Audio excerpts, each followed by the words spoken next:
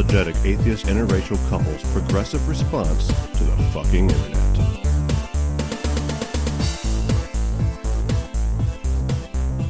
Hello and welcome to Unapologetics, the unapologetic progressive skeptic's response to the fucking internet. I'm Brent Lee, and here with me today, unfortunately, Nikki couldn't join us. She's going through a major family crisis right now. So, but here with me is Tim Robertson from the Puzzle in a Thunderstorm group there. How you doing, Tim? Hey, we're doing well. Hello, world. That's right. We broadcast to the whole world. live from Tim's bedroom. Nice. That's awesome. So, tell me a little bit about what you do. Like, what do you do for I hear your name probably a couple times per day, and I think a lot of us do.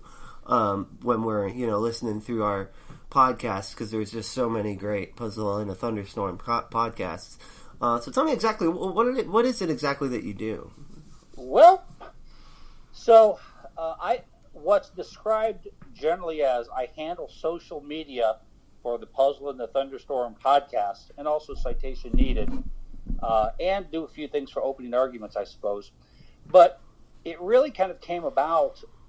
Social media kind of became a catch-all name for a whole lot of things that Noah and the gang wanted to get done, but nobody necessarily had dedicated time or experience to do, because they're being creative and creating podcasts, and they're in demand, and their time is valuable. So everybody kind of had overall responsibility to do some things, but nobody had specific responsibility. So the long and the short of it is, Noah and I got to be friends basically on Facebook, and I was in a situation because of some pretty massive bouts of depression and also some pretty serious eye conditions. I had a few eye surgeries. Working in the workforce the way a normal person might go to a 9-to-5 Monday through Friday job really became a problem for me. So I needed to find a way to earn a living that might be, off the beaten path a little bit, or non-traditional. So one day I just asked Noah, I said, I know a little bit about this stuff. What if you had somebody who would work purely on, answering your listener questions, doing listener feedback, promoting your shows, kind of put that all under one umbrella. Right. So December of 2017, we tried that on Scathing Atheist for a 2-week trial period, and it kind of worked. And then I started doing it for God Awful Movies and Skeptocrat, and then Citation Needed, and it went from there. So if you interact with the guys, a lot of times it's me answering a general question. If it's about an episode or a show, I'll tell you, when Noah said what on the diatribe, or what GAM episode had the Puzzle in the Thunderstorm reference in it for the first time. And I make sure the shows get promoted on Twitter, on social media, on Patreon. If you ask the guys an opinion question, you'll actually either get an answer from them, or I'll find out from them and tell the listener. I won't purport to speak for them.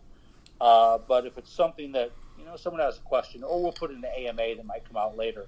So I don't actually try to fool anybody that I'm Noah, Heath, or Eli. But I do make sure they get that information within, usually the same day, instead of maybe waiting, a week or two. And so, is there sort of like speaking, that's what I do. Is there sort of like a vetting process that you go through where you're like, okay, this comment's just bullshit, this comment's dumb, this is a good question, I'll ask them this. Like, is there a sort of a vetting process that you go through, kind of? I don't know too much about a vetting process. If somebody just wants to argue a matter of opinion, I'll just leave it alone. The Scathing Atheists and the shows aren't debate shows, right, where we're going to solve, major disagreements or points of contention, even between political candidates on Skeptocrat. So matters of opinion, I'll tend to let go. I'll answer almost any question somebody has if it's a matter of looking something up. And if a question gets asked more than once or twice, I will generally just make it a FAQ. I have a little section of frequently asked questions that I keep, and I'll just tweet the question, tweet the answer out to everybody at the same time. Oh, there you so go. that people don't have to ask me 99 times if we're going to review Velocipaster.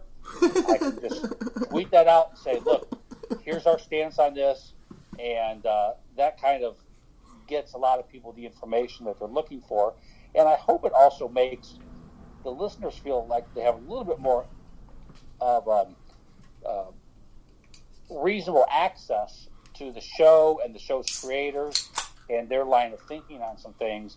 I myself have sent questions to podcasts before, and fuck the dollop doesn't answer my questions, so or Behind the Bastards or whomever. Right. So right. I think it's nice for a fan to be able to get a response or get a reply, or simply, why doesn't my Patreon RSS feed work?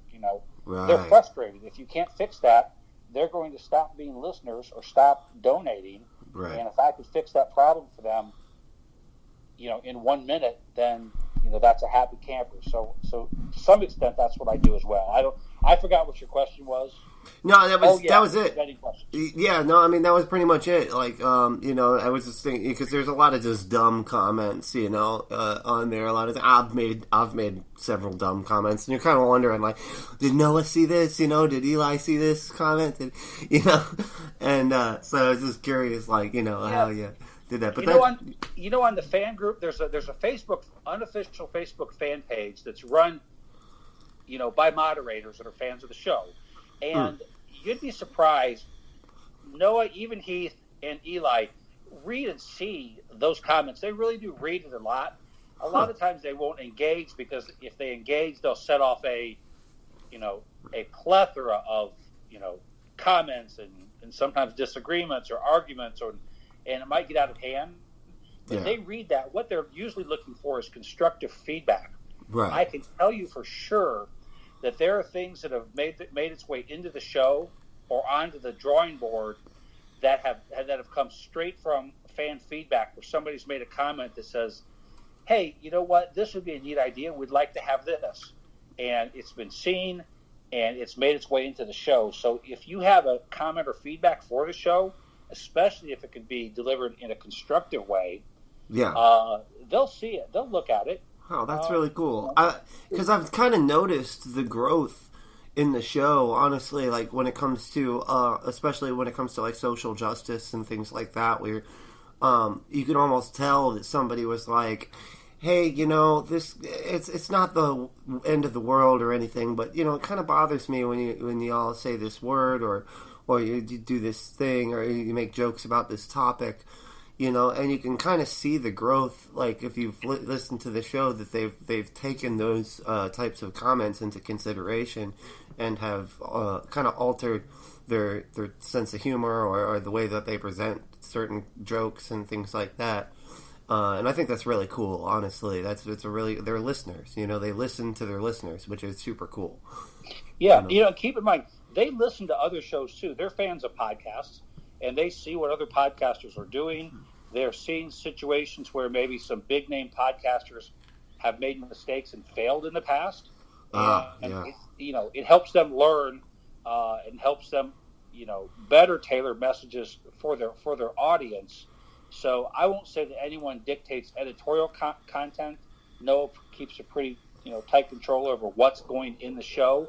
Yeah. But they do pay attention. I mean, it's just, that's just understanding your market, right? Oh yeah, I mean that, and understanding the message that they're trying to get out there. It's like with our show, we've had to cancel certain guests that I had coming on because they were anti-social justice, and stuff like that, and so and I didn't realize that at the time, it was because the atheist community is so wide, there's so many different types of atheists, and we land squarely in the social justice side of that, and I feel like to some degree, so does any of the Puzzle and the Thunderstorm shows. They seem to be very social justice minded, when it comes to I think so, and a lot of that, ironically or not, depending on how familiar people are actually with Eli,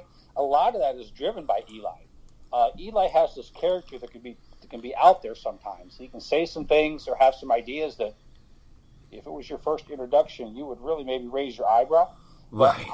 I don't have a single friend that is more of a social justice warrior or more aware and concerned about issues under a bigger tent than Eli is. He really drives a lot of that, and he informs the direction of the show in a lot of ways. Huh, And that's so I funny. know there's people who have. I know for a fact there are listeners who have been lost because they disagree with Eli, and the show says, nope, that's too bad. We're not changing something. Yeah. We think we're good here, and I'm sorry that you can't be a listener of the show, but that's their decision. So Right. I think that's a good way to approach it. Eli took a little bit of a step back from social media because he is passionate about a lot of things, and that does take an emotional toll on you. I find myself in that situation, and I'm not getting the kind of emails and tweets and follow-up that he would get.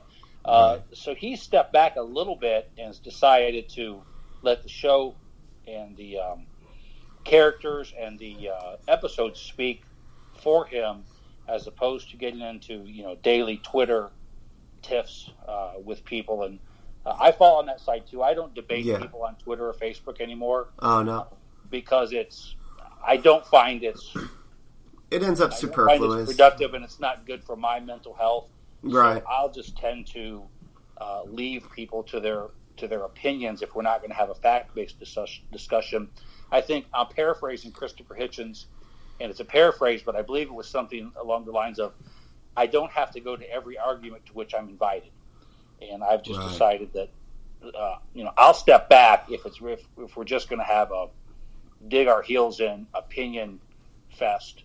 Right. There's going to be no productive outcome.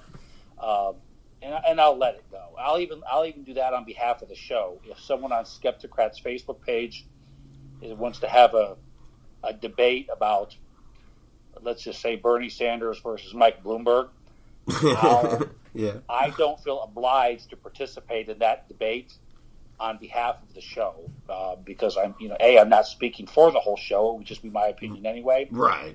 I'll just let that go. I don't think there's much to be gained from those shallow conversations. Right. Yeah. And I totally agree with you on that. The biggest reason that I do any debating on social media is to try to see if I get somebody for long enough that I can invite them on my YouTube debate show, which is called The Happy Debating Atheist, and you should all go subscribe and like, and because I'm trying to get it sort of off the ground, and it's not like a weekly thing or anything like that. It's just whenever I can get somebody that will have a peaceful, reasonable conversation that's civil and things like that. I can and that's mostly what I do the debates for, like, online. But I totally agree with you. If there's somebody that's clearly just trolling, I'm just like, all right, dude, I'm done. I'm good.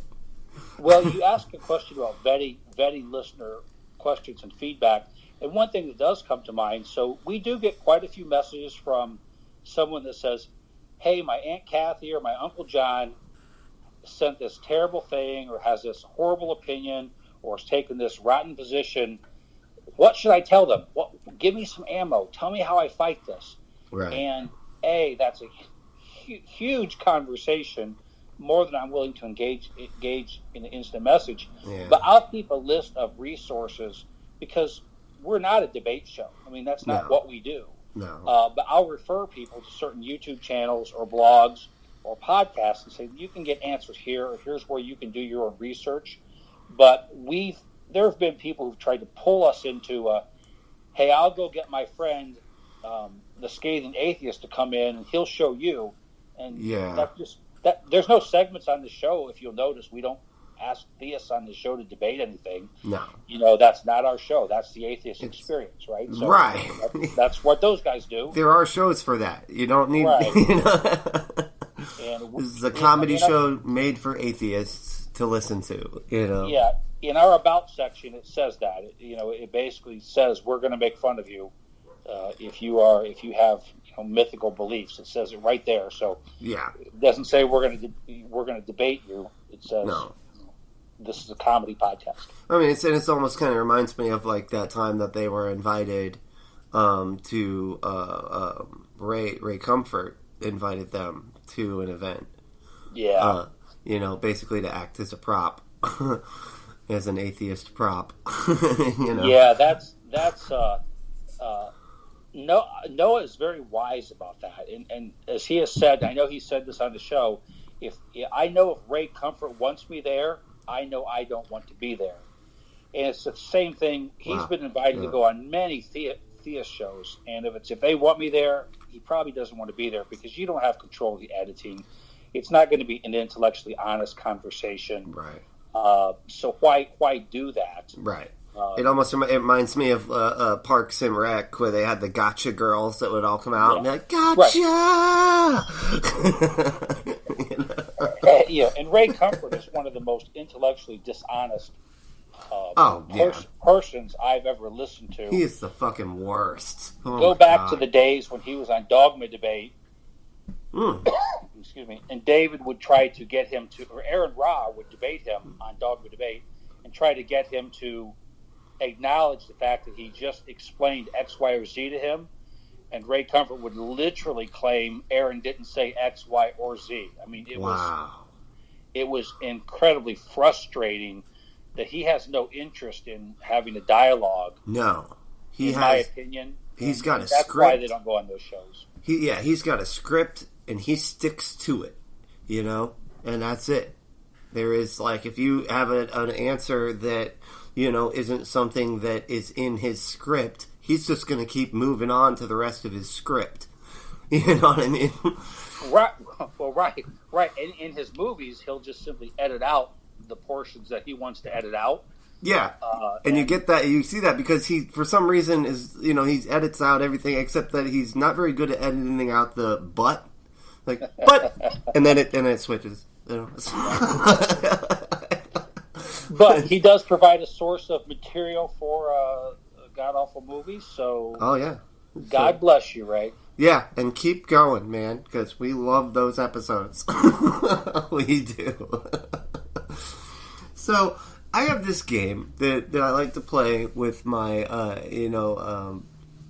the different people that come on that are, that will allow me to interview them.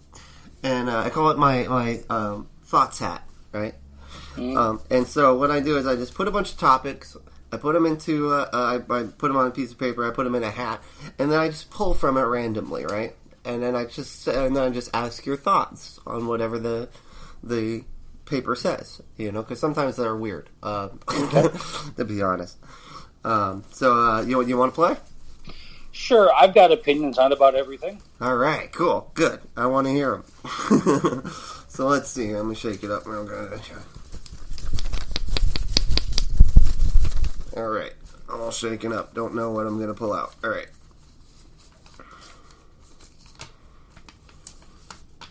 Logic Bros. So I don't know if I'm real familiar with the definition or the colloquial definition of logic bros. I hear it tossed around all the time. Really? And so I assume from context it's a derogatory term referring to someone who strawmans or tries to build a case, and they call it logic in order to support their preconceived notion or belief. Am I describing it right? Is that what it is? It's actually it's a part of the atheist community, and they basically are these people that almost act like religious people, but with logic rather than religion. Like I know religion better than you do, and that's why I'm the smartest guy in the room. These guys do it with logic. And it's kind of like throws out, the whole, a lot of the compassionate side of, the atheist community, side, like I said, the social justice kind of side. They're usually the guys opposed to the social justice side, and that's kind of the name that we've given them because they try to kind of logic, reason. They try to use logic to be like, hey, trans folks shouldn't be allowed in sports and shit like that. You know what I mean? And okay. You know what I mean? Okay, and so I would because I've heard it used in the term of a derogatory comment, calling someone a logic bro, and certainly the paragraph it was written in wasn't trying to compliment them. I understood that from it, and maybe I'm not the most woke person in the world. In general, I would say I don't like labels in general. I find most issues actually are fairly complex and nuanced, and reducing them to a label oftentimes I think is more harmful than helpful. Venn diagrams overlap, but they're not one circle. And so when somebody says logic bro or Bernie bro or socialist or Nazi, and they want to use whichever label they want to use, I have a hard time understanding exactly what that encompasses and where there might be flexibility between other groups. And I don't know if I'm very good at it, but I try hard not to think in labels. Right. So sometimes when I see something like logic bro, I know my brain will be more interested in what is the situation this person is trying to describe rather than say one logic bro, two logic bro, three logic bros, these guys are over here in this circle. But that's just me. So I probably don't spend a lot of time trying to understand the label more than I do trying to understand the person's where they're coming from, I guess you would say. So yeah. I don't know if that helps. And that's probably a good, and honestly, that's probably a good, assessment, honestly, of that, because, you're right, like, nuance is always a good thing, to explore, and labels a lot of times, like, and that's, honestly, it is a label, but it's more of an insult than it is a label, but it's sort of both, and it's just something, almost like, if you're online and people are, arguing and stuff, and you can just throw out there, look, they're just a logic bro, leave them alone, just stop, kind of thing, you know what I mean, like, but, so I think, like, sometimes those labels can be useful, but at the same time, you're right, they lack a lot of nuance, and, they make it, they can make it so that you can throw somebody out even if they're just having a bad day or something, too. So, right. It can be, you know what I mean? Like, it can be kind of a good thing and a bad thing all at the same time. Like most shit. Right. But, all right, let's try one more. Let's try a couple more of these. Yeah. All right. Okay. This one's kind of a fun one. Because, on this show, we do sort of like a nerdy section because we're a couple of nerds, so it's always fun to get other people's thoughts on these topics. So it's Marvel movies, Star Wars, Game of Thrones, or other. Okay, so my nerd cred, if I have any at all, is probably going to take a serious hit here. But there's some reasons for it. So I like most people, I enjoy movies and TV shows. I have a serious, and it's gotten worse as I've gotten older, a serious attention deficit disorder and ability to follow long storylines. Yeah. So I'll tend to get bored. So I like Game of Thrones. I watched the first season, the second season, and continue to watch it. Hell yeah. By the time they got to the end, I just found that my attention span, that the quality of the show didn't seem to be getting any better for me, that I'd have to go back year after year and remember what last season was about. So the longer a series goes or movie franchise goes, typically the less interest I have in it. Yeah. So I don't know. Star Wars is horrible for me because it's a 40-year span. Yeah. And I don't remember what happened in 1977 anymore. So I tend to like things that are in groups of 2 or 3s, like sequels or trilogies. And I tend to like also things I can pull out, like a Marvel movie, and watch it as a standalone and enjoy it for what it is, Yeah. But if I have to remember all the different versions of Batman and how many Jokers did what, I will tend to lose interest because it's mentally frustrating to me. I don't think I'm getting the same enjoyment out of it. Yeah. Because it's too much work. It can That's be a a bit long much. answer to your question. But I also tend to get bored really easily. I can find myself with a new TV series 2 or 3 episodes in saying, oh my God, this is the best thing ever. And by the 6th episode, I can be like, okay, that's not realistic. So part of it is just me, the way I'm wired. I like short, intense, interesting things. And then I can move on to something totally different. So to answer your question, I would say some of the Marvel movies as a standalone would probably be my choice. Hell yeah. Cool. No, that's actually, I'm with you on that. To be completely honest, I fucking love the Marvel movies and love that they have this ability to be able to kind of they basically took what Quentin Tarantino was doing like forever ago and kind of made it into a whole string of movies, you know. Right. It was like, if you watch Pulp Fiction and you watch Reservoir Dogs, you see a lot of connections throughout the movies. And that's just such a fun thing, you know? It's just a fun thing to be like, oh, that's from that other, you know?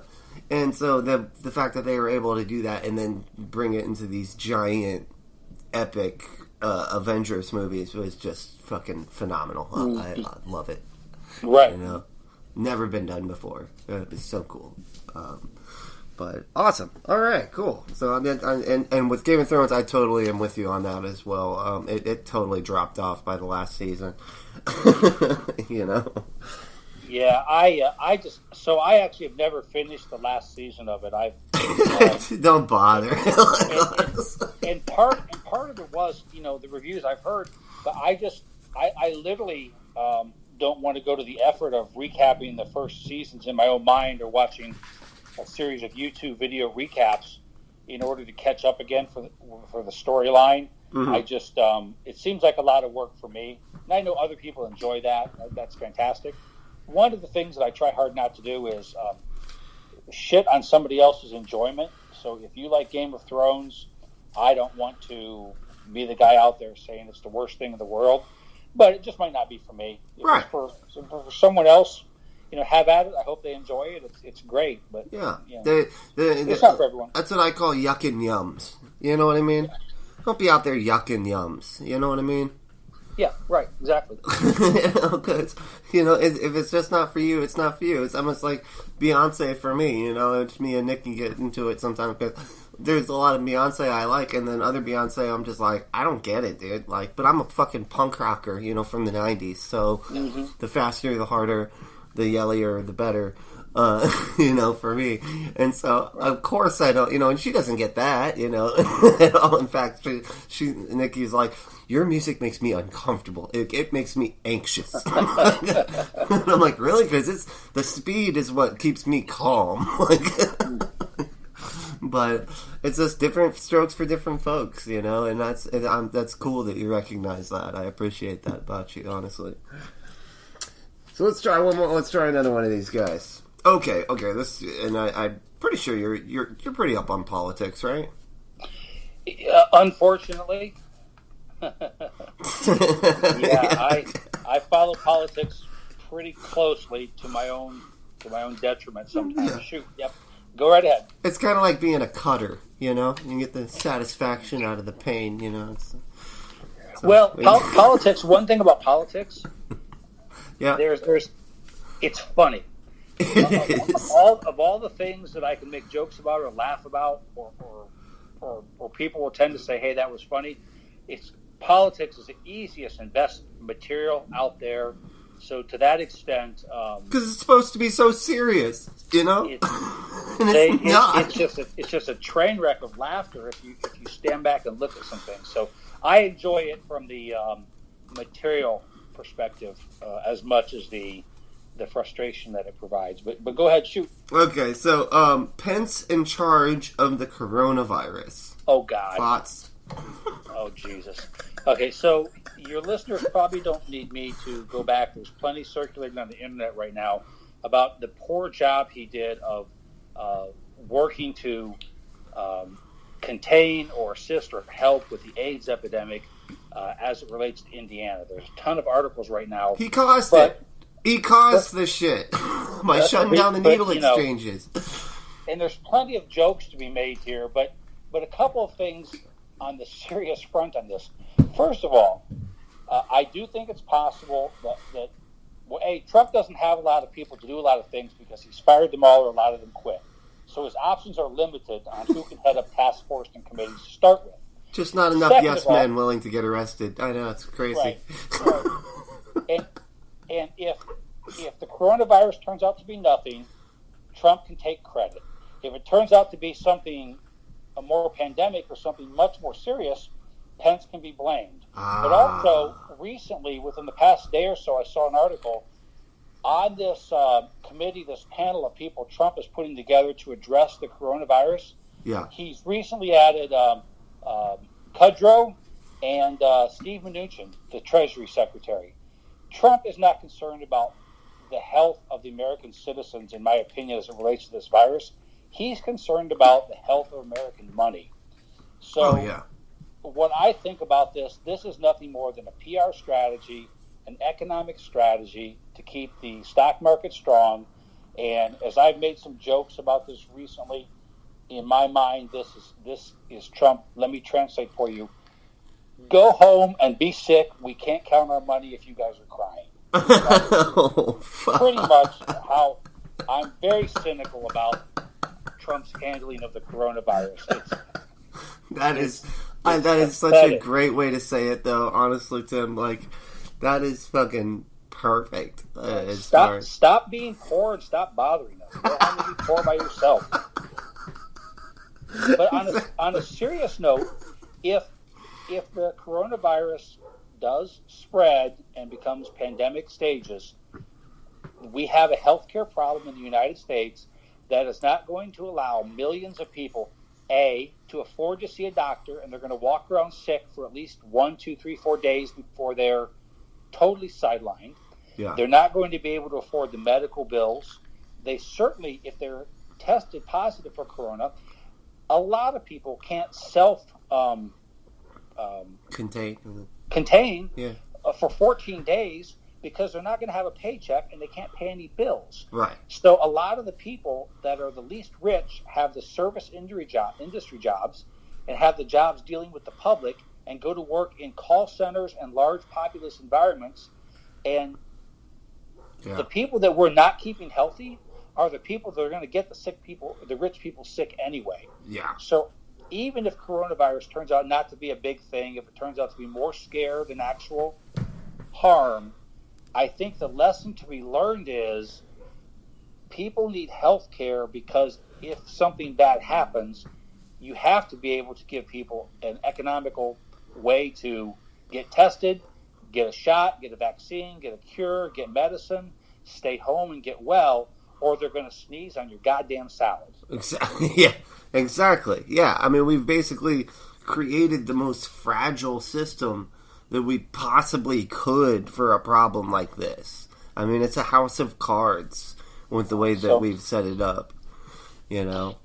So, but on the other hand, all that being said, it's funny as fuck.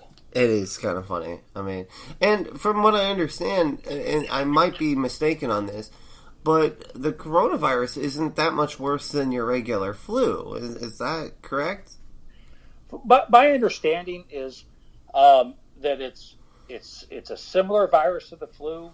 It's spread in similar ways. Its mortality rate as a percentage is much higher than the flu, but it's so it is higher. It's vector. It's vector.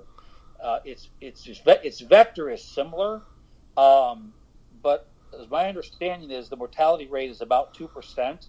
The flu is much smaller, but the flu infects so many more people. The gross number is bigger. The overall mortality rate of the flu is bigger because tens of thousands of people get the flu. Also, right before we started recording today at 1:30, the first death in the United States was recorded today of coronavirus at 1:30 Eastern time. Shit.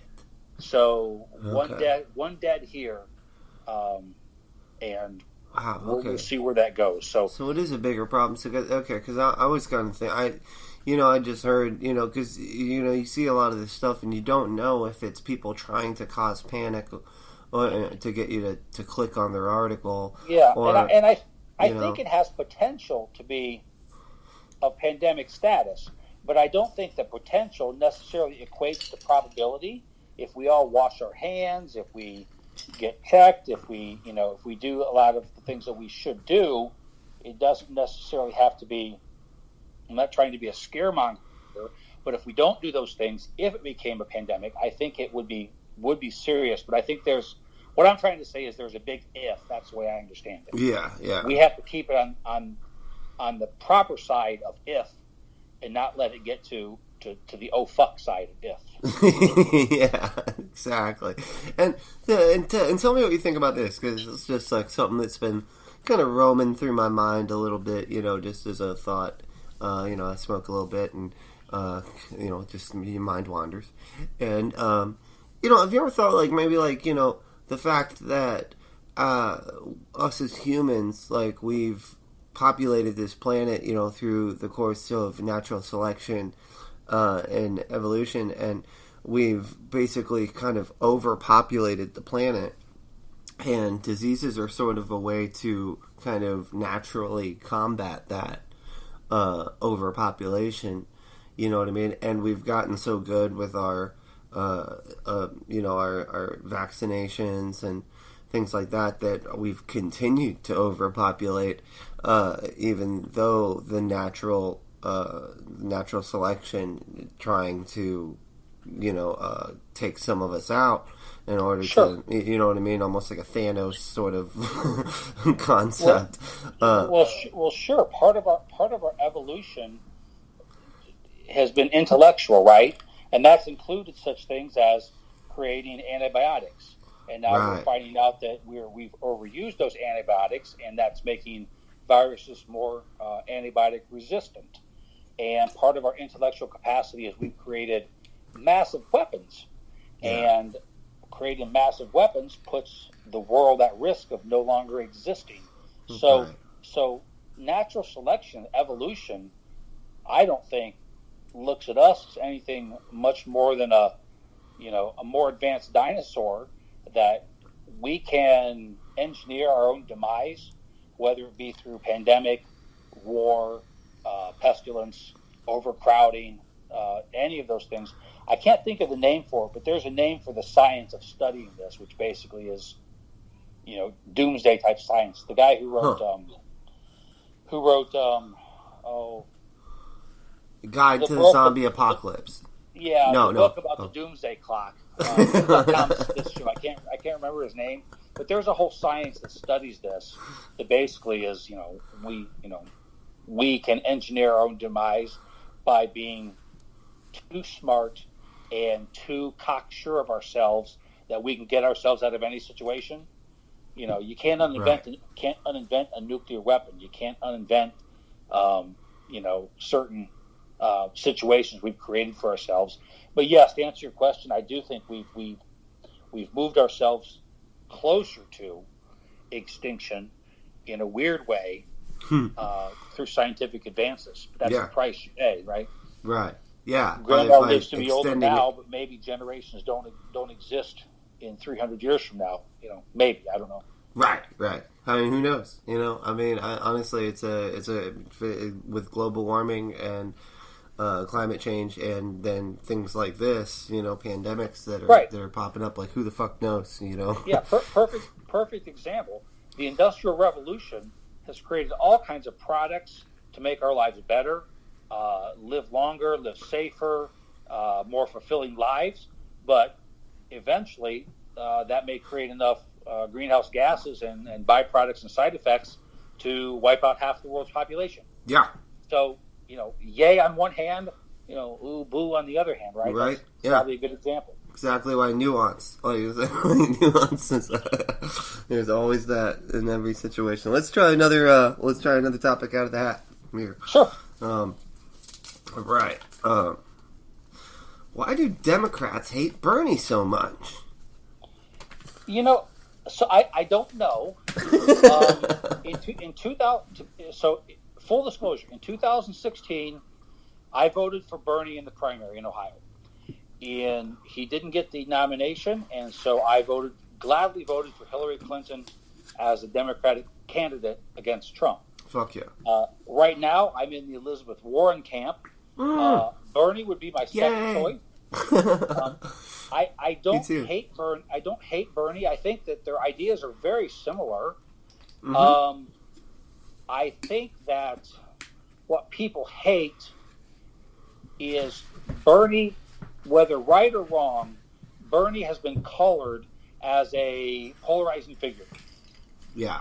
And if you take into account the people that support a candidate and color them with the same paintbrush or the same crayons, then their antics might rub off and say, I've literally seen people say on Facebook, I'm not going to vote for Bernie because his supporters are blank.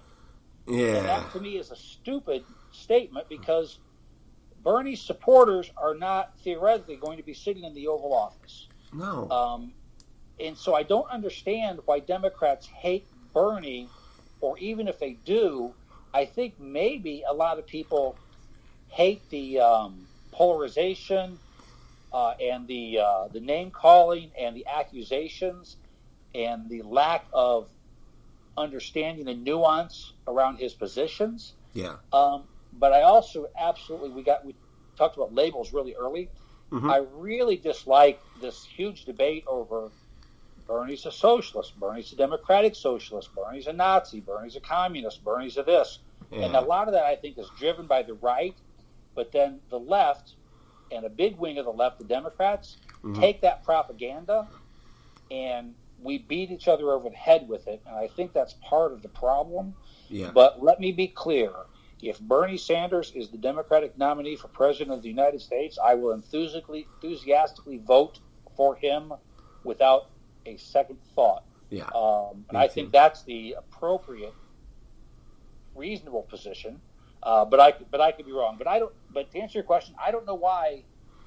I don't understand. I don't think there's a good reason for the division between Bernie Sanders and traditional Democrats. I don't see it myself. It's kind of weird, and I think I think that it's a lot of it's driven by the media, and because a lot of us we're free thinkers, we think outside the box, we think differently, and we understand like the way that propaganda can affect reality in such a profound way, and when we're looking at this, it's like almost like the same tactics that I feel like the Republican Party are just completely immersed in, which is just, they're all just propaganda vacuums, for the most part, and the Republican Party found exactly what is necessary to manipulate people, which is by, using hate, which, you got the racists, fear, you got the religious folks, and then fear again, you got the conspiracy theorists, and these are the tactics that they tend to use the most, and it's all a manipulation game, that's why you got Trump sitting up there saying, I'm here to protect your pre-existing conditions. Yeah, and all the while he's in a lawsuit to try to weaken that, to weaken the protections over that, so it's like it's this manipulation game, and we're victims of it as well on the Democratic side. It's just that's why we need somebody like Warren or Bernie. Unfortunately, those are the only two that, to me, in my mind, are actual true Democrats, true justice Democrats, rather than the corporations, pushing their agenda and going, hey, put out this propaganda. And so you have all these other candidates putting out the propaganda that's being paid for by these corporations, for them to say these things. I mean, I could be wrong, I could be mistaken. But one of the good things that giant media is good at in general is we've, lack of a better word, evolved to the point as a species where we like our arguments tight, quick, on a bumper sticker, in a quip, in a slogan, in a tweet. And so, you can't convey nuance or complex situations or complex solutions in a 60-second soundbite. No. Even when you watch a debate, the speakers are limited to 60, 90 seconds and maybe one retort. And we are trying to pick the leader of the United States of America based on a purposeful limiting of information. Everyone's got to have a saying. Everyone's got to have a slogan. Yeah. And that's problematic because if you don't get the right slogan or saying or soundbite, the message that you have behind that can be worth zero. And I do think that's a problem. I think that people are intellectually too lazy to read long-form articles about candidate positions and to understand what they would really like to achieve and how they would like to go about and achieve that. Yeah. And if they don't do that, then you might as well just take a dart and throw it at a dartboard. And I'm going to make a little bit of a plug that I don't know if it'll come out in time to be useful or not. But so Heath Enright of the Skeptocrat and the Scathing Atheist, etc., on his Facebook page right now, Heath doesn't do very much Facebooking. No. But he has a post right now that he put out 1 or 2 days. And he laid out a very thoughtful question asking people to discuss respectfully the difference between Bernie and Liz. Mm-hmm. And it's been a fantastic read. It's not been name-calling. There's been a little bit of, back and forth. Yeah, but Heath has actually taken the time to respond in multi-paragraph form to pros and cons of Bernie versus Elizabeth. And anyone who's listening to this right now, if you go to Heath Enright's Facebook page, I think he's set to public, take a look at that conversation. I think that you might find that they are very similar candidates if you take some time to read about both of them. Yeah. So just a little plug for that Facebook status that Heath has going right now, because he doesn't really engage too much in public debate on this topic. No. But I think he's got a good conversation going right now. Yeah, and I actually, that's cool that you brought that up, because I had actually just recently commented on there, and I was like, I'm sort of, I'm in the Warren camp, for sure, I am going to vote most likely for Warren, because I just feel like she just has a better head on her shoulders about things. Not that Bernie doesn't. It's just that I just think she's very fucking smart, and and she knows what she's talking about. She's a teacher, I work for the public school system, and so she just really, in me, she just really, she just gets me going. As far as politics, I feel like she really has the right way to go about things, But there's also, and I hate this, is the electability argument, which to me I'm like, fuck electability. Go with what you believe. You know what I mean? Fuck what if you think they can be elected or not. That shouldn't be. You shouldn't be thinking about that. You shouldn't be thinking about, well, what is everybody else going to think? She's a woman in a place of leadership, and that's going to... so people might not vote, so I guess I should vote for the man. You know what I mean? Hate that.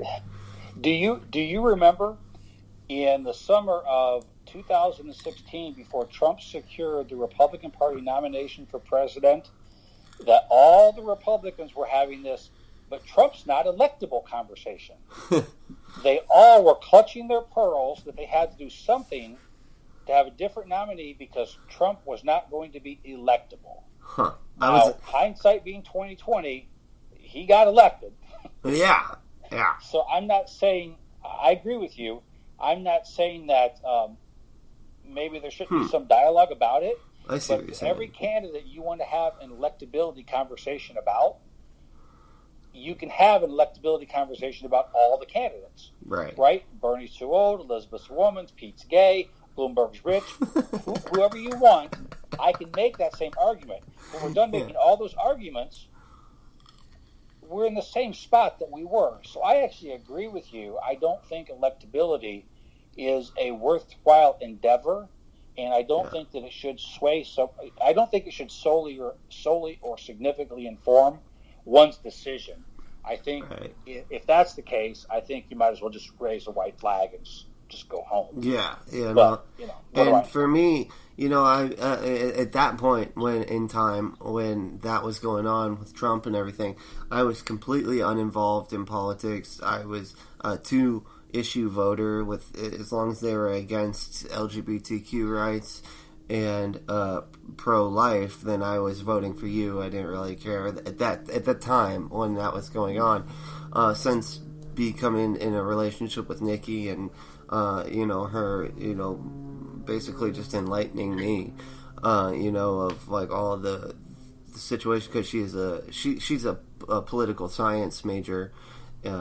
She has 2 degrees. She has a political science degree and she has a woman's study degree. And so for me, I tend to look to the experts, and in my life, she is my expert. And, when she talks about Elizabeth Warren versus Bernie, the things that, the issues that she brings up, are very, reasonable, and extremely, just something that we should be looking at, and so for me it was like, oh yeah, because I'm sort of, like I said, I'm still on the fence, sort of on the fence. I want Warren more than I do Bernie, but at the same time, if I know that Bernie could win easier because most of the country is misogynist, which sucks, I might have to vote in that way. I'm still sort of back and forth. So his question when he brought that up was a real thinker for me, but I think I am going to go with Warren because I like her, and Nikki is, when we talk about Elizabeth Warren versus Bernie, Warren just comes out on top every time. Well, and the most important part of this entire conversation is to vote. Period. Yes. Vote. Yes, don't stay home. There are other people on the ballots. There are other issues. State candidates are, at least where I'm from, I live in Ohio, and the state political climate is incredibly important because Ohio keeps trying to make these back-assward laws to curtail rights related to abortion, LGBTQ issues, and other issues. We need better state politicians where I'm from also. So even if the national politics frustrates you, your local, county, and state politics can affect your life tremendously. You should be out there voting, voting for the right people in those situations also. Big time. Yeah, I totally agree. Like, honestly, everybody, seriously, vote in your local elections. Like, Tim is absolutely on point about this. Vote in your local shit. It matters. Okay, it does, and it seems like it might not. It does. It fucking matters. Vote, and vote in the most progressive possible way you can. Because they, that's the direction we need to go. We need to be progressive. We can't redo the past. We just can't. Yeah.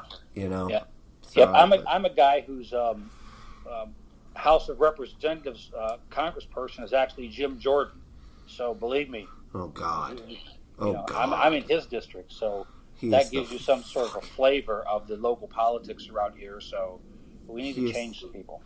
He is the only thing that offends me more than his fucking views are his bow ties. Oh God, I fucking hate that dude. He's a piece of work. Oh my God, he's a piece of shit. Oh man, he drives me crazy. This smug. He's almost got like that sort of Ben Shapiro like sort of smugness to him. Yeah. I actually know God. people who know his family, and I went to high school and college with a couple of wrestlers that were a couple of friends that were on the Ohio State wrestling team during the period of time that all of the sexual abuse was happening when he was the assistant coach. Oh, so I have some firsthand knowledge.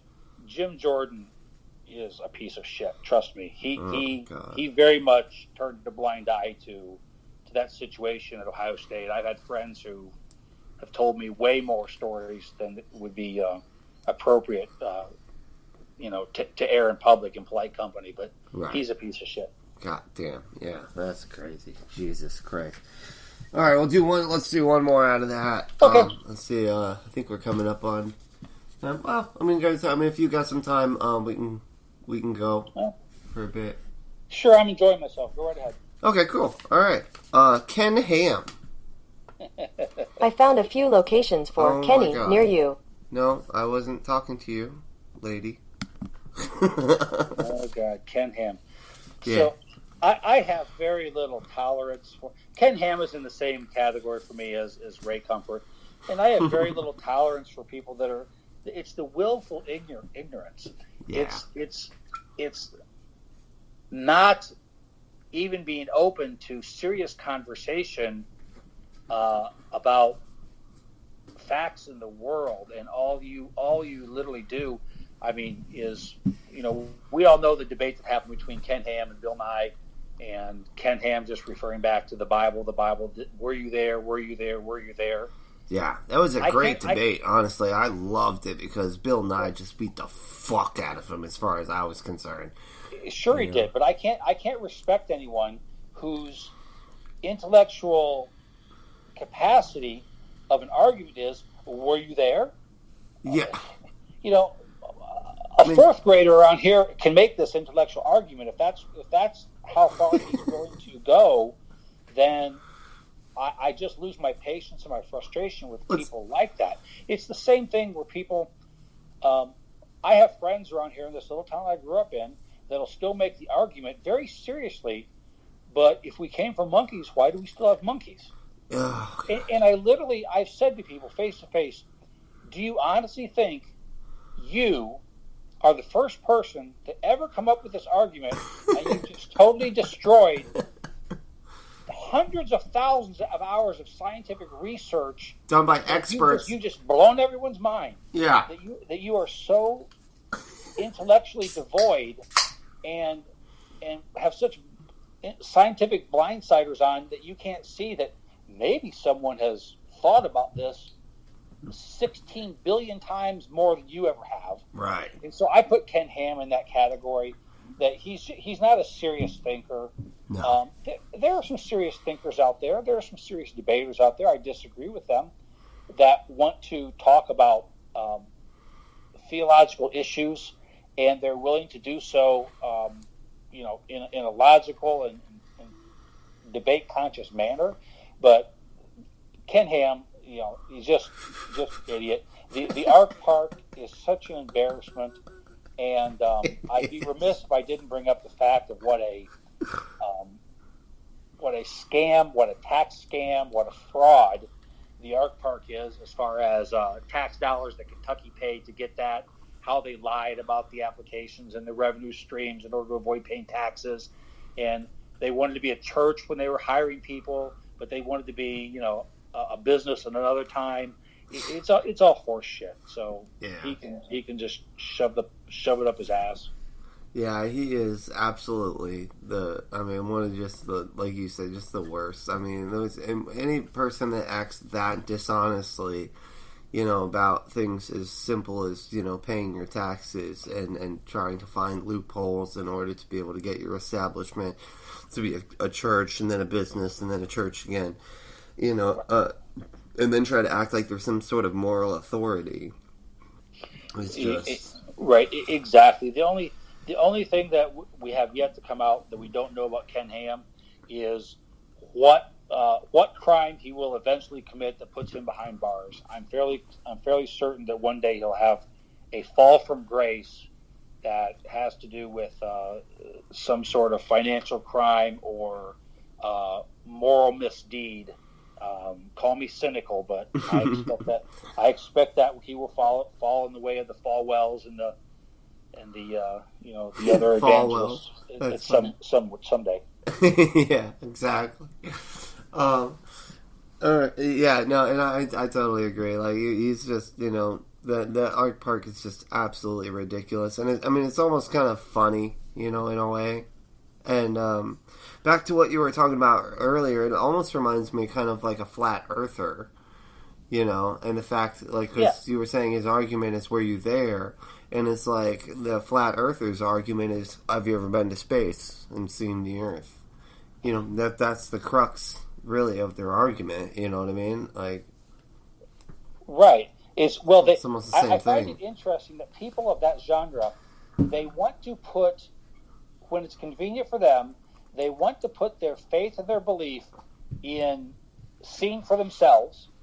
Yeah. Yet when it comes to everyday living, they're more than happy to rely on all of life's wonderful scientific advancements that have been built on top of each other, on top of each other, on top of each other for decades and decades and decades. Yeah. So a flat earther will claim the Earth is flat, but they'll still use GPS on their phone.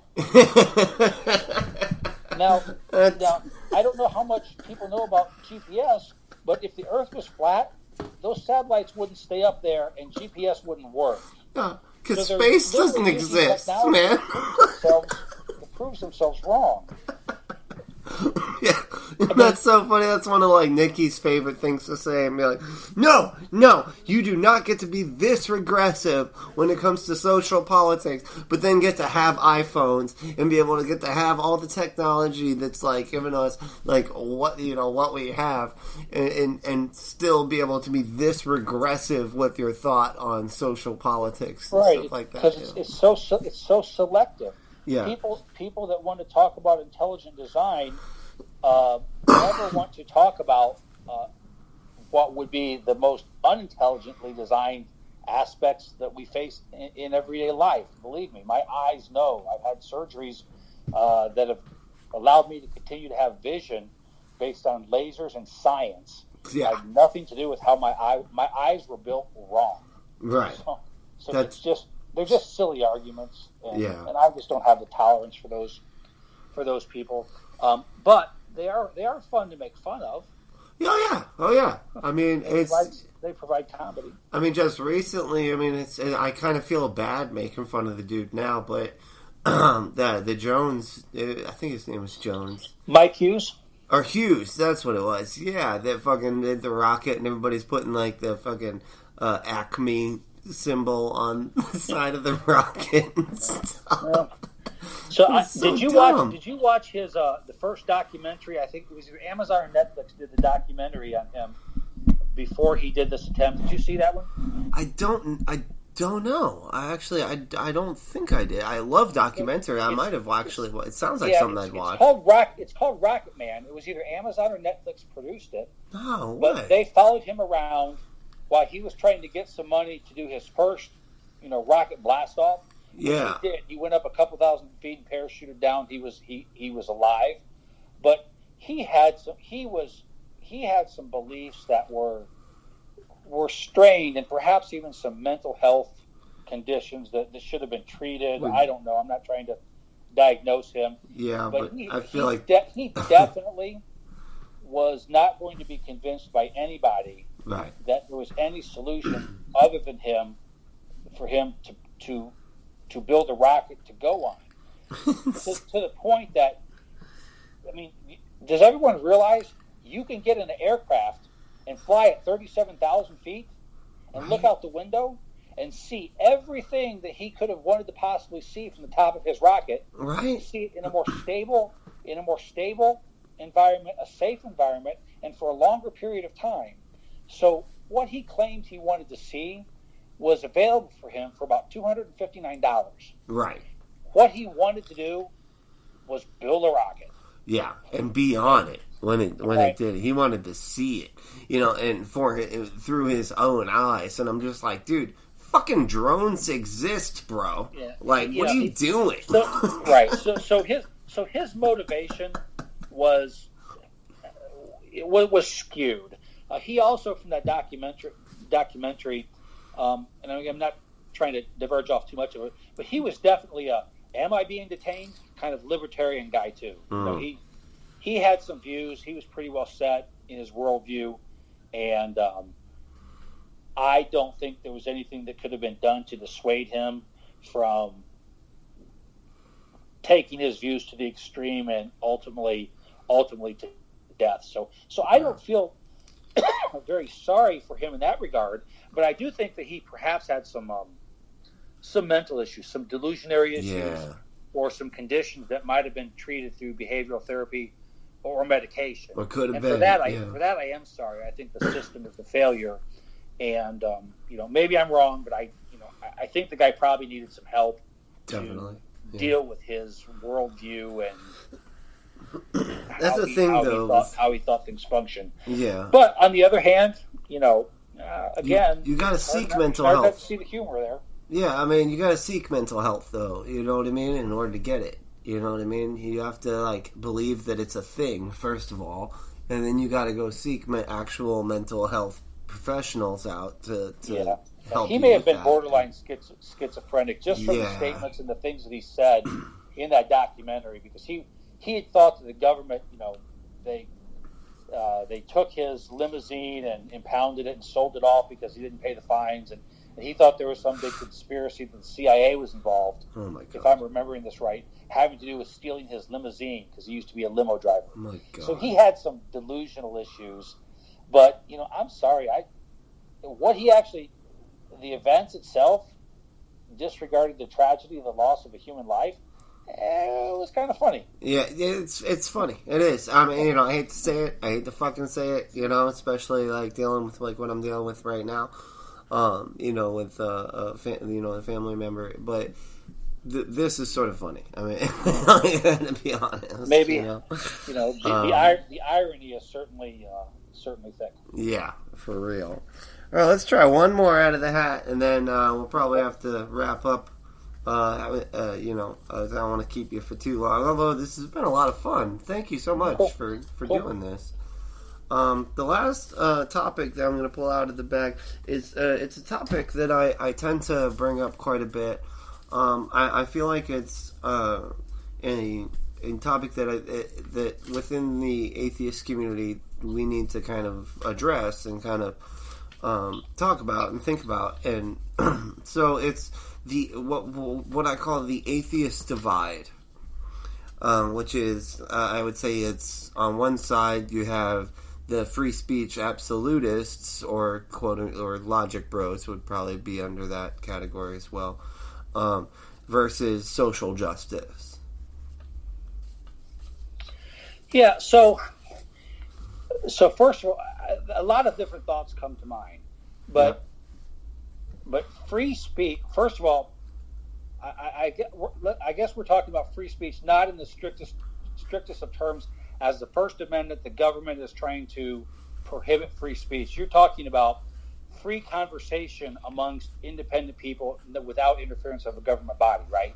Well, the thing about free speech absolutism is it tends to be people almost like Sam Harris that, are like, hey, we have to talk about this stuff, even if it's harmful to groups, vulnerable groups in the, in our communities.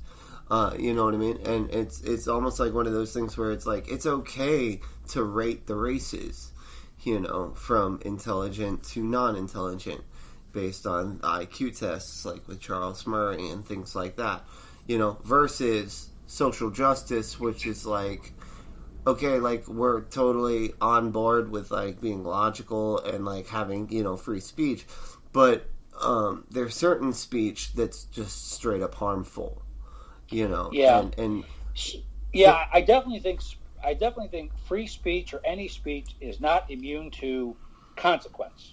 So first of all, even if you wanted to take the side that we should talk about, we should have a debate about rating the races, and I don't, but even if you wanted to make that argument, you still can have a blowback, a lashback that says, hey, all of us people over here, we don't fucking want to platform you. We don't want to hear from you. We don't want to talk to you. You go have that conversation, in your garage and talk to yourself.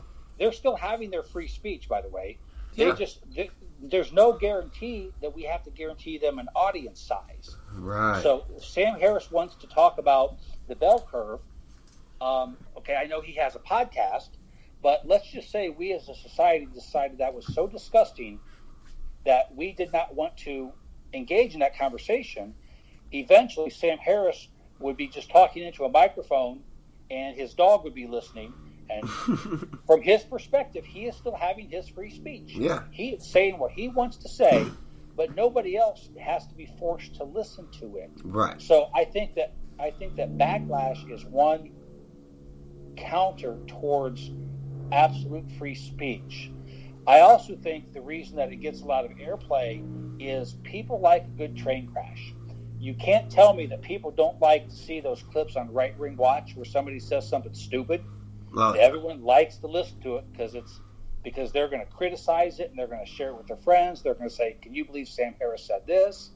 Right. So part of the reason that gets platformed is people like to rubberneck.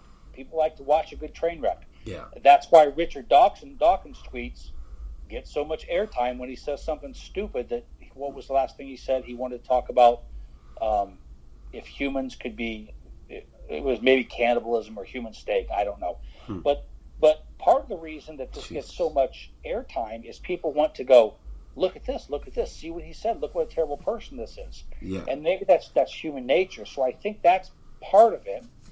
And I also think the Freakonomics podcast, Stephen Dubner and I forget the other guy with Freakonomics, but they at one time did a little bit of a conversation on this where they had wrote an article that appeared in the New York Times or the Wall Street Journal, and it was a thought process about what might the terrorists do next. And they discussed ideas of things that might be horrible crimes that would terrorize Americans. And they received a lot of blowback about how can you do this? How can you be giving, quote unquote, giving terrorist ideas? You're telling people what to do. This is a recipe towards another 9/11. And their point was, do you honestly think that Stephen Dubner and his partner, whose name escapes me, are the first people to think of these horrible crimes, that the terrorists already don't have, these thoughts as well? And his point was, by talking about these terrible things, we are arming people with ideas to combat them. Yeah. We are arming people to say there needs to be a discussion about how we keep nuclear power plants safe. Sure. And if no one ever talks about how we keep nuclear power plants safe, then the terrorists are having these conversations. So part of my thought process about free speech is how do you get people to have ideas to fight back against bad ideas if the first time they ever hear the bad idea is, oh my gosh, what just came through my podcast? I've never thought about that before. But if other people have said, hey, there's these bad ideas, and these are why they're bad, and think about it this way. So that's part of my thought process on free speech. And then I get to thinking about some other social justice things. Suicide. There's long been a train of thought that don't talk about suicide. Don't talk about suicide. You'll give people ideas. Well, you know what? Suicidal people have ideas. Yeah. They do.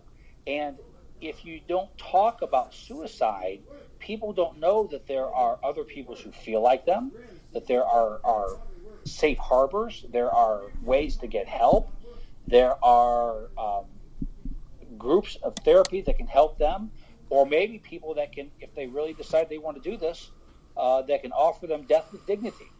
Right. So part of me wants to say, it's a little nagging part of me wants to say that there should be the right to discuss things, but we as a society should have an overriding right to put those people and put those ideas back in their place and relegate them to the dustpan of history, to coin a phrase.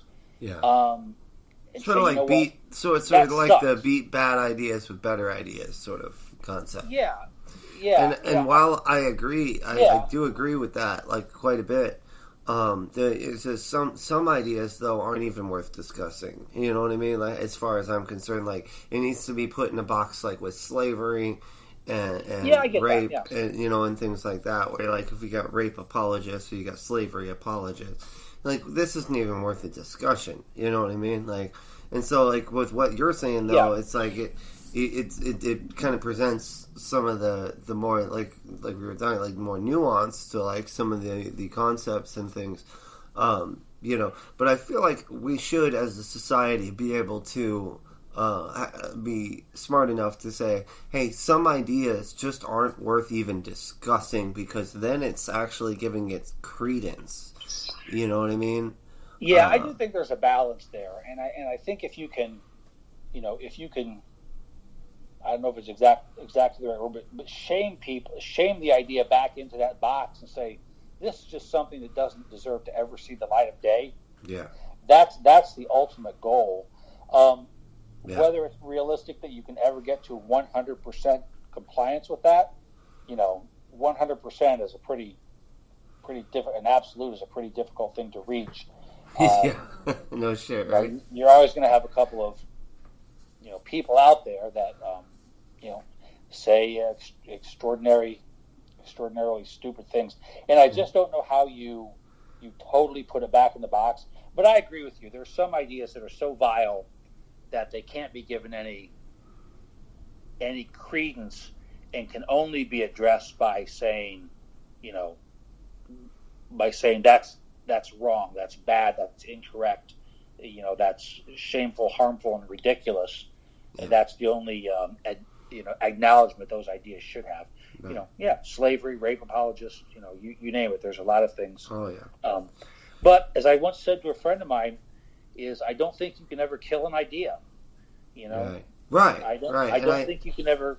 I think you should be able to talk about, just about anything. It's just these select few. You know what I mean? Very select few. You can't bomb the Nazis out of existence. No.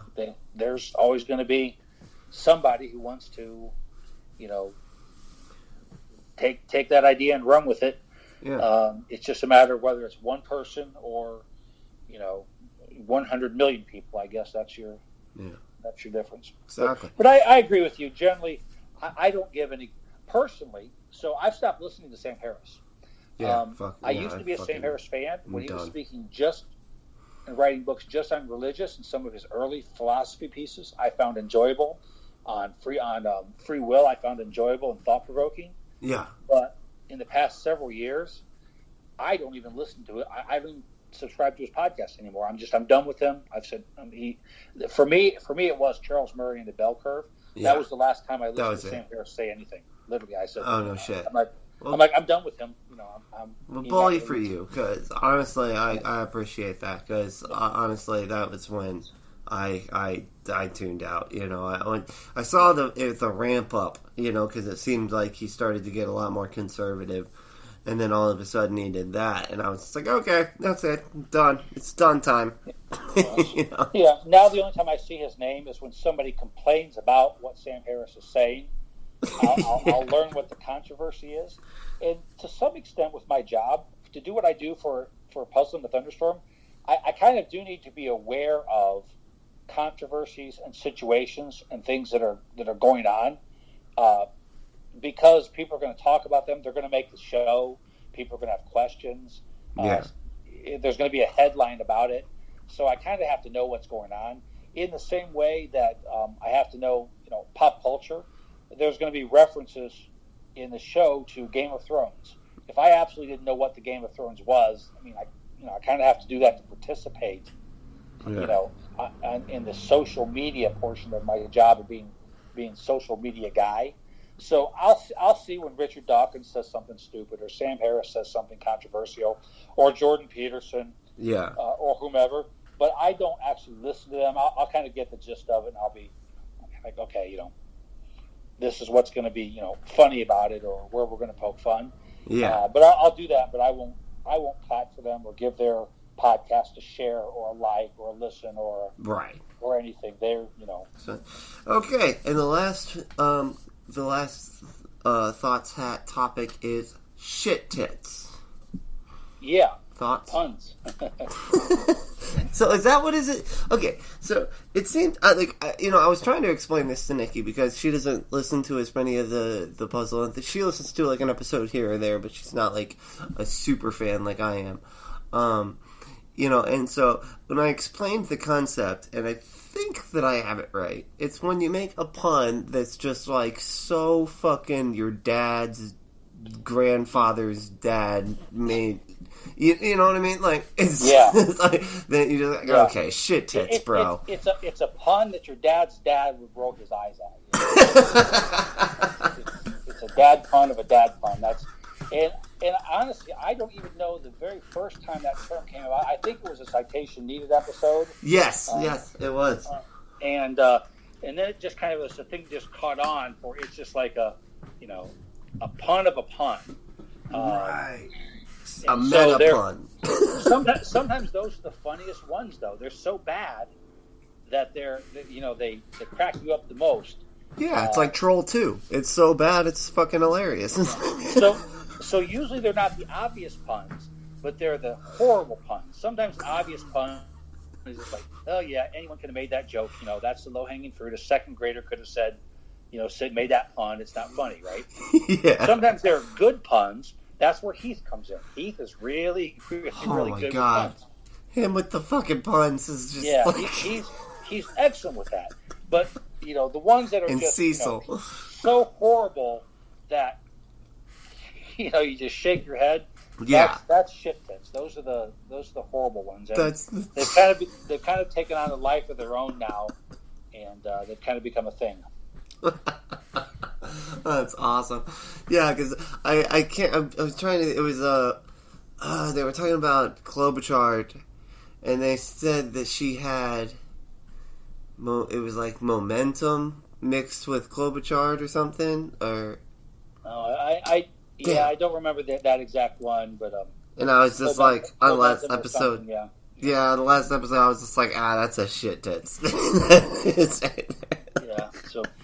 So funny story about some of these. So what I've been lucky enough, and I consider it being lucky, being part of my job. I spent some personal one-on-one time, not like on show or the air, with some of the Puzzle and the Thunderstorm crew. Last year we took a 1-week vacation together. It was kind of a company retreat thing. It's when we did the PJ party taping on YouTube for all the and the patrons. But we spent a week in California together in an Airbnb, and some of the funniest puns, jokes, one-liners were living with those guys for a week. You'd just be having breakfast.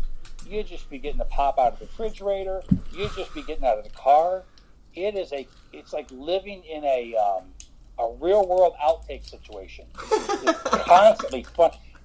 Like this year when we do it, I want to take my iPhone and record stuff constantly because they are literally funnier off the cuff in person, just over lunch or just watching a hockey game or just outside smoking a cigarette. Oh, that's way awesome. Funnier than they are in the show, and there are a lot of really good shit tits and puns that come from that experience. So we'll see. I may try to record some of that this year. But please do that. Oh my God, I'd pay it's hilarious. I mean, millions out of the blue, and it's really fun and it's hard.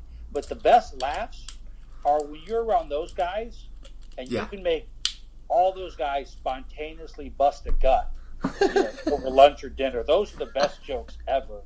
And every now and then, everybody gets one of those where, last year we had Andrew and Thomas Smith there with us, and Anna and Lucinda and everybody. Holy and every now and then, somebody would make a joke that literally was so funny that like nobody could continue eating for 5 minutes. I mean, those are the best jokes, and they're just naturally funny people. They just, honestly, it's just, there's a good rapport and a good chemistry and good working relationship. They really, they're just, it's funny as shit to be around them. I mean, honestly, I can't tell you how many times I've made everybody on the bus feel uncomfortable because of those fuckers.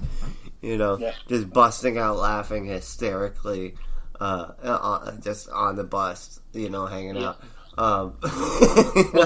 Those types of funny stories happen semi regularly too. There's a weekly conference call, a business conference call. It's planning and business and trips and, the business side of podcasts and those types of things.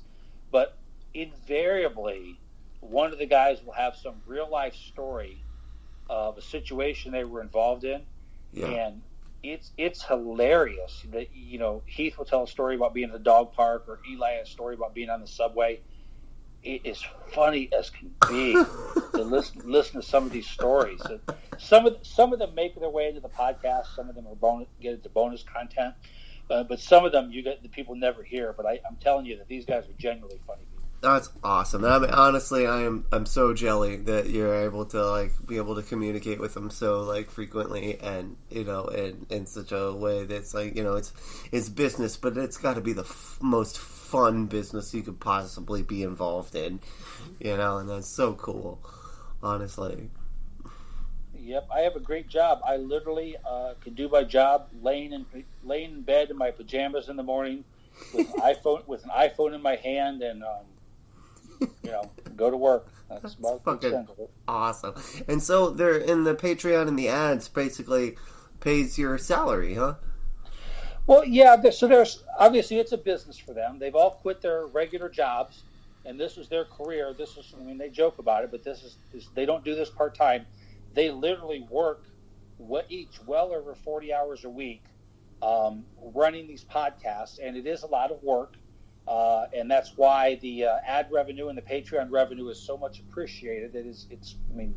Just like normal people, they have to pay rent and car payments and insurance, and Eli's having a baby, and and they have cats and dogs and pets and real life expenses. Yeah. And I'm one of those expenses for them, so that also pays my salary. But for people that wonder about it, there's a lot of work that goes into these shows. Everything is written out.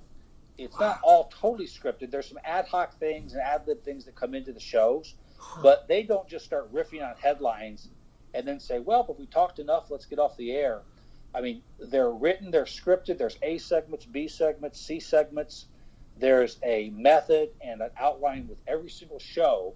Wow. And then there's the editing process. And if anyone's ever noticed, for example, every single Scathing Atheist you'll ever listen to is exactly 1 hour, 0 minutes, and 0 seconds long. Yeah. It's so pedantic. He edits that down to, it can't be 1 hour, 0 minutes, and 5 seconds long. He'll find someplace to cut 5 seconds. Wow. But they do that for quality control. And it's a reminder that the show is a business. The show is there to entertain people. But just like, an HBO or a Netflix comedy special, it's their business. Patreon does pay the bill, so I'd encourage people, support the show if you can. Yeah, please do. I do. If you can't support their shows, that's fine. They put the shows out for free, and it's wonderful. Write them a review, share them with your friends. But that is their job, so it's important. And part of my job is to tell you that that's their job. Right. And please do, folks. Yeah, that's why we're doing that. Check them out. It's worth your time. If you have any questions, let your listeners know. Any questions they want to know about the show, have them tweet at me, and I guarantee you I'll get their tweet. I'll answer their question the best I can, and help them out if there's anything they want to know, or where they can get a download, or what episode they talked about Je Suis Charlie, or or which song is Public Shit in Alabama. Whatever it is, I'll answer the question for them. Well, that's so awesome, and I do encourage everybody, please do go, if you're not already a patron, I'm a patron to God Awful Movies. They were the most influential aspect of my deconversion, listening to God Awful Movies when I was still a Christian, because I knew the movies were silly, and I knew that they were, poorly made and stuff, so it was fun to hear them kind of make fun of the production aspect. But then once they started getting into the why the concepts within the movie that were being promoted were problematic, it really got me thinking, and the comedy snuck it in. And so it is useful, it is helpful, it does change minds, and we need to support them in if we can, if we're capable of it. Yeah, that's why I'm so looking forward to being able to hang out with Noah for a bit. Given that we're gonna have to reschedule. Make sure Noah tells you about the new podcast. They're doing a D&D live action play podcast, which is going to be launched on March the 6th for everyone. So make sure to have Noah tell you about that. Yeah. So real quick question about that. I'm sorry, I don't want to keep you too long. Mm-hmm. But real question about that is okay.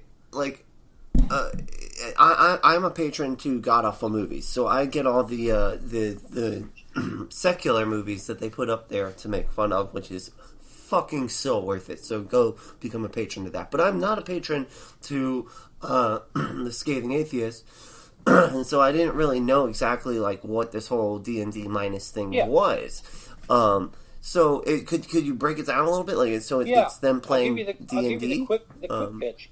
So, as part of last year's goals with Scathing Atheist, they said if people donated a certain amount of money, they would start doing D&D podcasts. And they did those for Scathing Atheist patrons because they met certain goals. So there was no commitment to do this on a long-term basis. It was kind of like bonus material for Scathing Atheist. Yeah. Everyone liked it. We got such good feedback about it that they decided to make more of them. Then they got to 4 or 5, and there was so much encouragement about it. People liked it that they said, well, maybe we'll make this the 4th podcast that we do. So here's the deal. The D&D minus, D-A-N-D-D minus, is going to be its own podcast. They've already got 5 episodes made. Those episodes are on Patreon right now. The people that support the D&D minus or Scathing Atheist have already gotten those 5 episodes.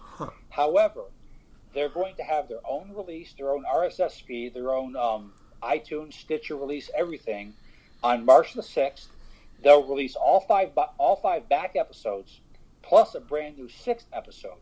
So just like all the podcast shows, you can subscribe totally for free wherever you get podcasts. You can listen to all 6 of the shows. There are certain goals depending on how popular these get, whether they'll produce 1 a month or 2 a month. If you want to support them on Patreon, you can. It's voluntary. You'll get bonus material. But if you just want to listen to these guys play D&D, and it's hilarious. That's what it is. So that's what it is. It's them playing D&D.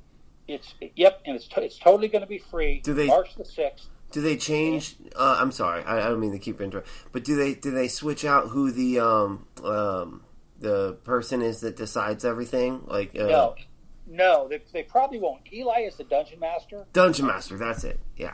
And Eli will probably always continue to be the all-time dungeon master. Okay. But their first adventure is only 5 episodes long so far, so they're really just getting started with this. So where it goes depends on listenership, and there is a huge vehicle in place for listeners to give feedback.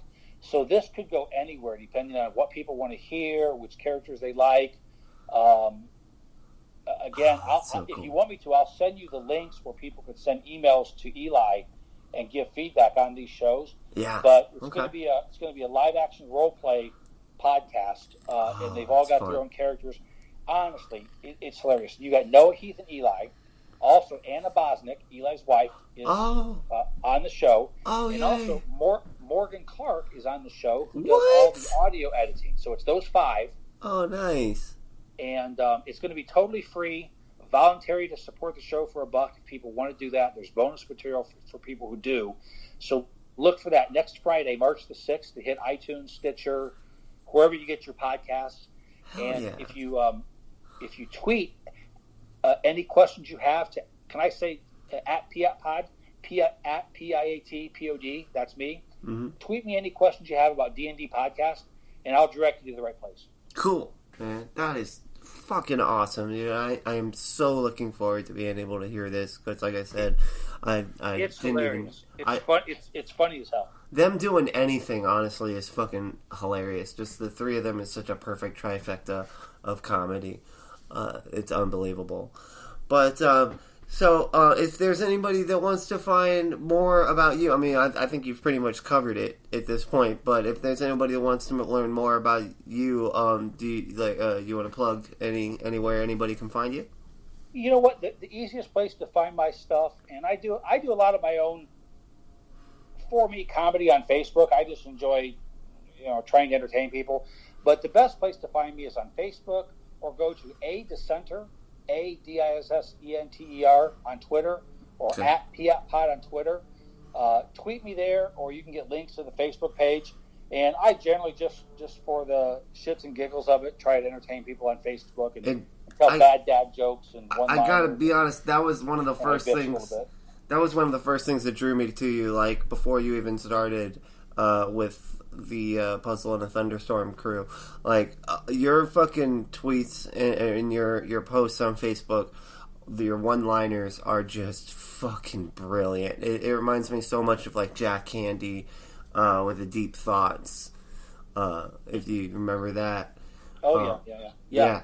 And you nail it, man. So definitely check. If you don't have them like already on Facebook, definitely it's gonna bring a smile to your face at least once per day, at least, if not multiple. It's just the stupid shit that rattles around in my head and needs someplace to come out. Well, it comes out there on Facebook, and it's brilliant. Check it out. Send me a friend request. Say hi. Yeah, please do. I mean, it's like I said, he's one of my favorite people to look forward to their post for the day, because it's just, and it's not like he's just sharing memes either. These are straight out of his head, Yeah, actually, that's real important to me. I actually don't share, very rarely, maybe 1 out of 10,000. I don't actually share anything that anybody else has written. I noticed that. Yeah, I literally everything that I put on my Facebook page is my joke, my opinion, my take on an article. But there's something that I've contributed to it. It's all original content. I'm not saying it's that funny or even funny. It is. But one thing I don't do is just forward the same meme you've seen anyplace else. You've seen the meme, I might change it, fix it up, or comment on it, but I try to add value so that you're seeing something different, because you know what? Everyone's seen the same meme 22 times. Yeah. So I try to make everything that I put on Facebook something that I actually wrote or contributed. That's why some of them are bombs. Which is going to happen. It's going to happen. But I've seen very few bombs out of all of the posts that you've done. They've all been something that has usually, like, at 90 to 95% of the time, make me laugh out loud when I read it. Yeah. So I appreciate, your sense of humor and your sense of comedy, and it's awesome. Yeah, absolutely, man. Well, hey, thank you so much for coming on, man. This has been fucking so fun, and I've been wanting to be able to talk to you for a while, so this has been really cool for me. All right, have fun with it, and seriously, if any of the listeners have questions about PiatPod, I mean, that's literally my job. So, send me your questions, and I'm happy to answer them and encourage you to listen to the show and support the podcast. Absolutely. So we do like this ending, right? We do a sort of sign off, right? Where I'm going to say, I'm going to list a couple of people. I'm going to list 3 different types of people. And then both of us will say, fuck off, when I ask, what do we say to these people? Okay. So what do we say to the haters, discriminators, and masturbators, shamers? Fuck off. All right. Awesome. Thank you so much, dude. This was a lot of fun. Thanks, brother.